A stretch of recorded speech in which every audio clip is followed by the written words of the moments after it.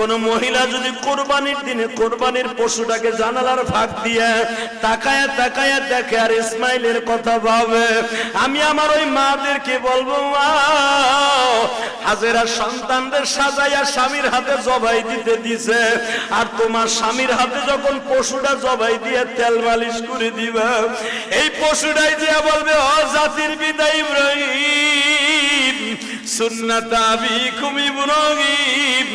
তোমার সুন্নাত আদায় করতে যাই মহিলাই গরুটারে খৈল ভুসি খাওয়াইছে, এই মহিলা গরম পানি করে দিয়ে আদর করে দিছে,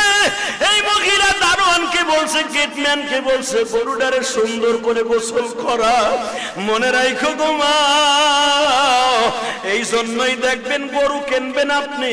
গরুটার তদারকি দিয়ে দিবেন আপনার বিবির আন্ডারে। আপনার বিবি যদি এই গরুটারে তেল মালিশ করে দেয়, গরম পানি করিয়া দেয়, একটু আদর করে দাও গো মা, ইসমাইলের গাড়িতে তুমি জান্নাতে যাইবা।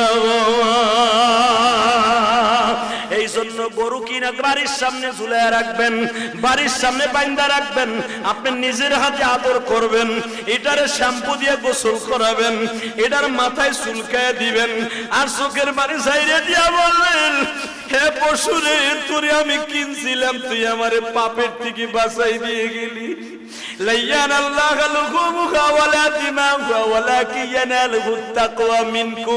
আমার আল্লাহ কোরআনে বলে, আমি গোশত হাড্ডি মাংস কিছুই খাই না রে বান্দা,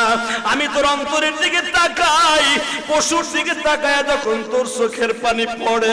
তোর পশুটা তো আইসা আমার কাছে বলবে, মালিক রে, কোটি কোটি